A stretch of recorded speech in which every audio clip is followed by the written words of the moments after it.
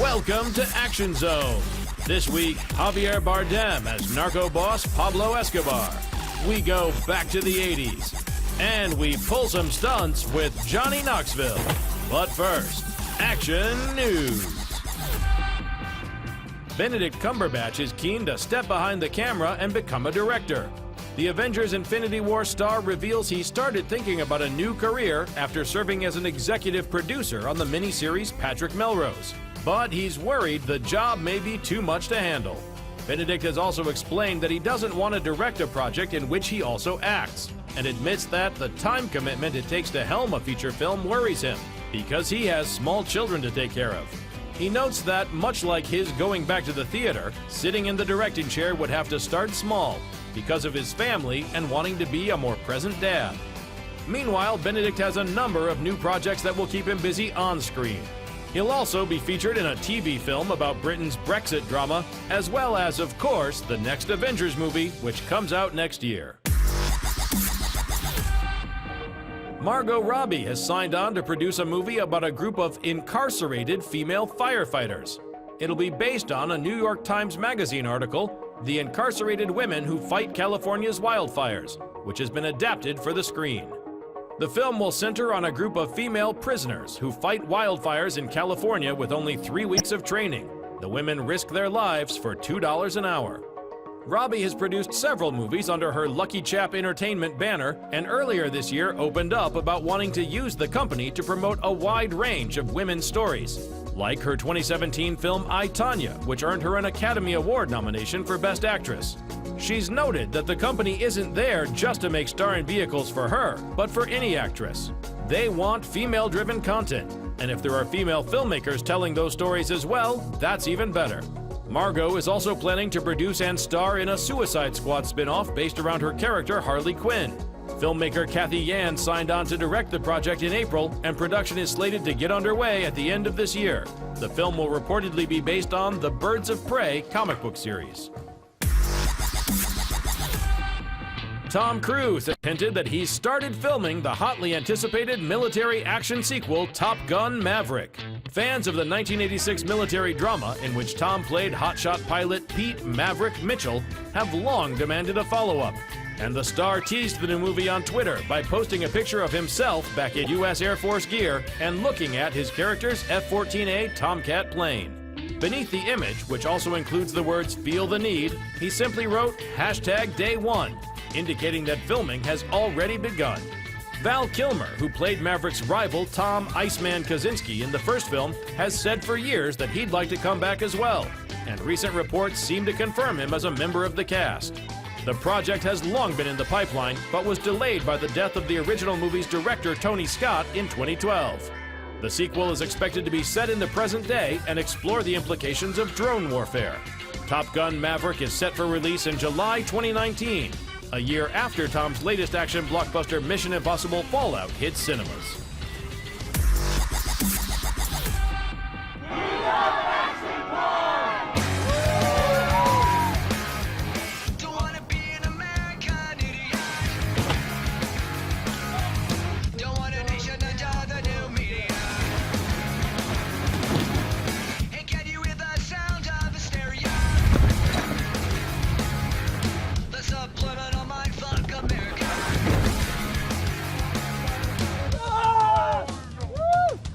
Can you imagine that these were the easiest stunts for the movie Action Point? You better believe it, because with jackass Johnny Knoxville in the lead, you just know you're in for a heck of a ride. The movie is set in a theme park with the most dangerous attractions you can think of. And get this, it's based on a real park. The owner was this genius developer and businessman in New Jersey, and he bought a theme park. And he's like, I don't want to like bum the kids out with a bunch of rules. Let's just leave it up to them. It was complete anarchy. And when you didn't go there without coming out of there broke in some way. It's kind of like a shrine. It's like a mecca. It's like a church for these broken kids. And I think part of the 70s growing up, the times were changing and kids needed somewhere to go and be themselves and get away from their parents. So you could do what you want. You could be free. And it sort of symbolizes freedom, really. What's our attendance today? Down about 45%. What? Suppose you probably heard you got some competition in town. They got roller coasters and a chairlift that actually works. This is our home. We can't just let somebody take it. Damn it! Ow! Ugh. This movie was like a cartoon stunt-wise. It's the most injured I've ever been on a movie. Hollywood doesn't do stunts like we do them.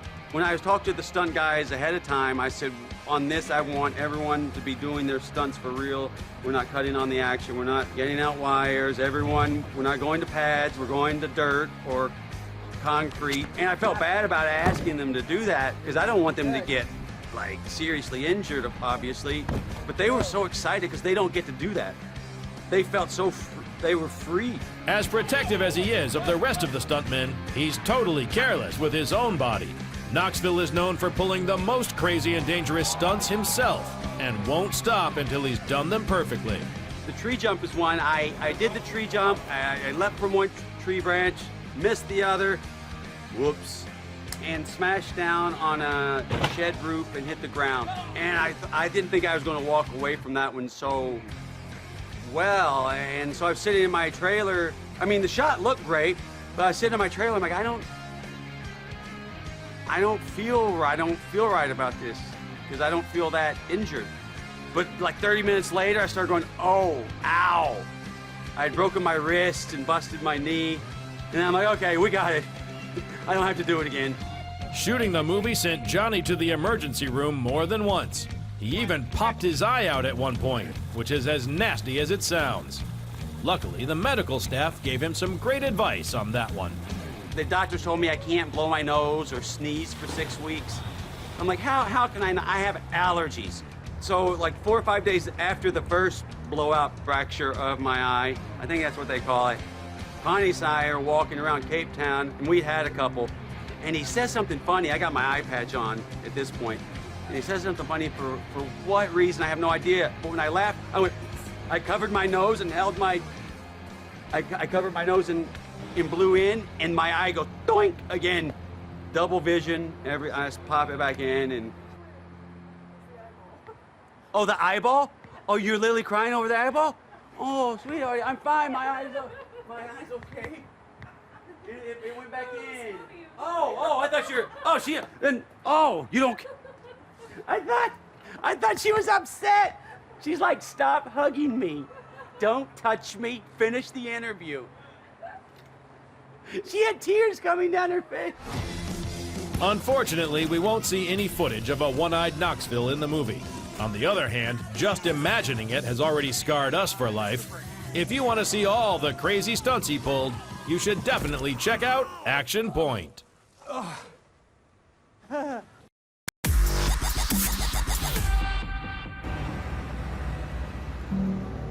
This place seems empty. I think everybody leaves after Labor Day. This is nice, right? There's someone else staying here?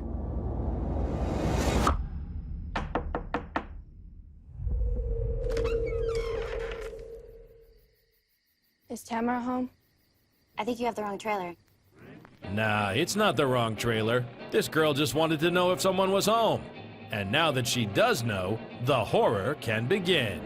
It's been 10 years since the first film was released, but now the strangers are back, and they love to pray at night. It's a film about a family staying in a trailer park, an abandoned trailer park overnight, and they are visited by these three strangers. At night, it has this ominous feel because you're out in the middle of the woods. You're not surrounded by houses and lights and city lights. You're in the middle of what feels like nowhere, and that's creepy in itself. So when they first pull up, it's a sense of like, where are we? Why do we have to be there? But it's not until things start taking place that you're like, why? Why did we actually have to be there?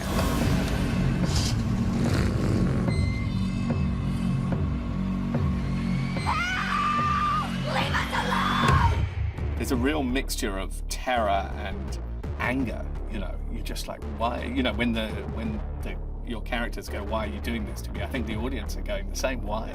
Just leave. You know, we didn't do anything wrong. And it's that thing of just being in the wrong time, wrong place. It's a terrifying thing. The thing that I love is that I don't know who the strangers are, and I think they have absolutely no reason to do it. That's what's scary. It's something that's so flighty and without purpose that makes it even scarier, that someone would not sit down and plot it and have intentions and stuff, that they would do something this messed up on a whim. Mom. What do you want? Hello? Mom.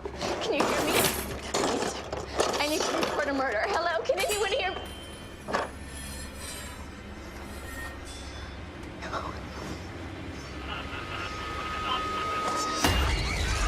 Initially, it's like, okay, we've got to hide, we've got to run, and then it's like, okay, this isn't working, and then it's just like, we're going to fight you, and we're going to go up against you, and that's a really cool moment in the movie. My favorite part about this movie is that our characters fight back. They're not going to go down without a fight. They are passionate with the love of each other. They're smart, they are driven, and there's not one moment that I feel like you're kind of like, just run, like what are you doing? They're giving it all they have, and I think that's what makes the film so heartbreaking, is that there's not something that they're not doing. They're literally giving it everything that they have. You might not guess it, but with horror flicks, the atmosphere on set can actually be very funny, with a lot of laughs. On this one, however, the creepy vibes still remained after the cameras were off. There have been some moments on set that have been scary. Of course, anyone who's a fan of the first one knows the very sort of famous scene of knocking on the door and saying, "Hi, is Tamara there?" which just makes my skin crawl. So we have our own version of that moment. And even in rehearsal, I got kind of giddy and excited to do it. We'd hear really strange noises in the woods. It became frightening, yeah, but our set decorators were amazing, and we felt as if we were really living in elements that we were scared of, which helps. I mean, I was underneath trailers with actual spiders on my legs and actual dirt on my body. There was nothing superficial or movie-like about it. I was living in the elements. The first film was a big success, and this sequel promises to be even better. But hey, by all means, judge for yourself, as The Strangers Prey at Night has recently slashed its way onto VOD. Leave us alone! But we've just started.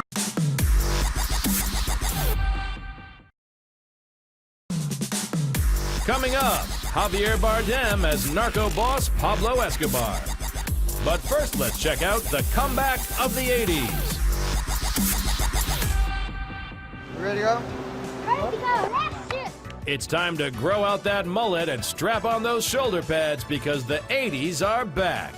More and more movies and series set in or about the famous era are being released.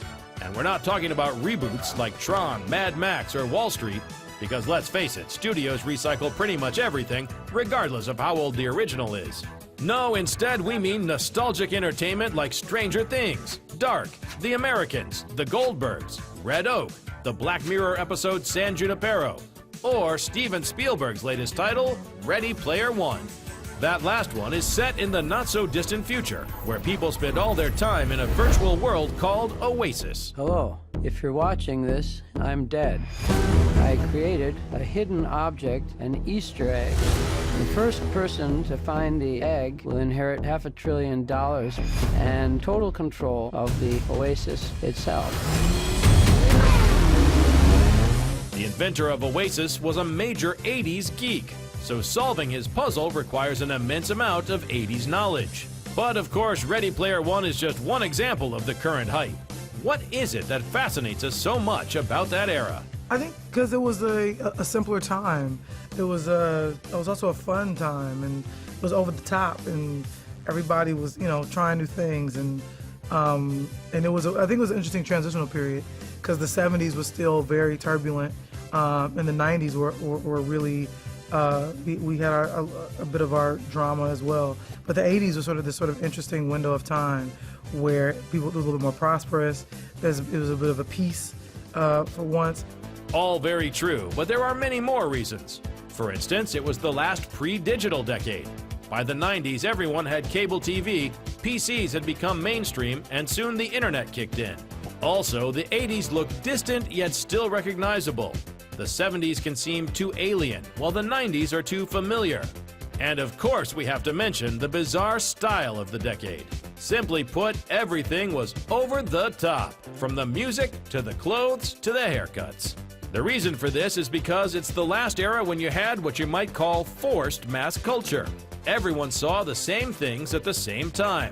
Just think of kids watching MTV after school. Advertising had never been easier. You got to come back with me. Where? Back to the future. Hi.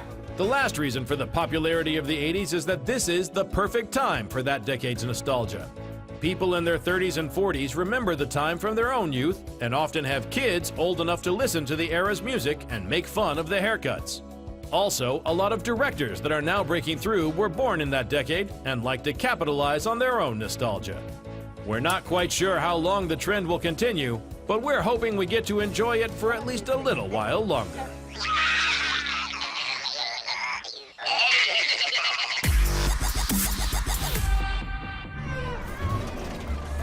It is painful for us to see so many children starving. Building these houses for them helps us to create a country that we always dreamed about.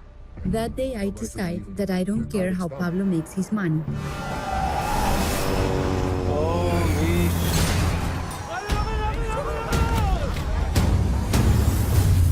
Only how he uses it. Of course she wouldn't care. She gets all the pretty jewelry. But the truth remains that he was the biggest narcotics boss in history. Pablo Escobar's story has been told many times before, but in this film called Loving Pablo, we get to see him through the eyes of his lover, journalist Virginia Vallejo. Don't expect a romantic love story, though. Escobar is played by Javier Bardem, who sometimes had a tough time with portraying the crime lord. Loving Pablo demands different things, like the physicality and the accent, and you're portraying somebody that really existed, so you have to do a lot of homework, see the footage, read the books, and try to imagine how his mindset was. And yes, he was a very intense person, and at the same time very low-key, so the combination of them both made him a very interesting character to play for any actor. Welcome, Agent Jeffrey. They don't fear the judges in Colombia. They killed them. I knew that I have to play this monster, and in order to survive to that monster on an emotional level, I kind of tried to portray him from the outside and then jump in when it was necessary, but then come out of it, because it's not somebody that you want to go to sleep with. In a way, you know that you have good material coming up, things that you can really enjoy as an actor. At the same time, it's terrifying because you know that you have to go there. You cannot just do it up here superficially, make it look like you have to go to that. It's well known that Escobar was also a family man who tried to do everything he could for those around him. But of course, his actions as a criminal also affected them. Have you heard of Nancy Reagan? Just say no. Being a father myself, I understand that you would do anything for your own child.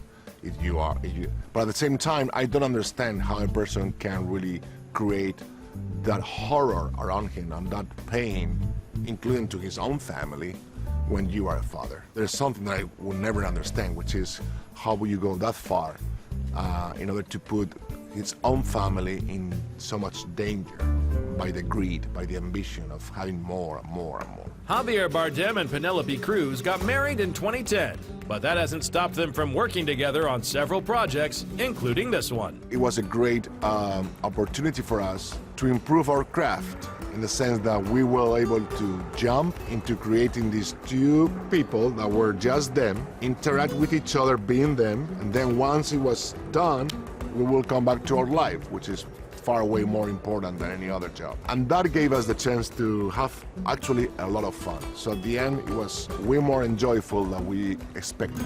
One of the joys for Cruz is always getting to portray a different character in each film. Besides Javier, this is one of her biggest passions in the movie industry. The love that I feel for playing characters is that every time you feel like it's the first time. Every time you feel like, I have no idea, this is the first time I play this character, so that is real. So you don't know. Even if you have months to prepare, you are prepared, but then you get there and it's jump in that pool of, you know, like the unknown and see what happens. And that is an addictive feeling. I love that about acting, that you are always new. Once again, you are beginning from zero. This movie promises to be another great collaboration between the two actors. You can check them out now, as Loving Pablo has recently been released. You have money, Pablo. What more do you want? Respect. You're headed straight for suicide. You're coming with me. You'll be the one who will tell the story. To whom? There won't be anyone left to hear it.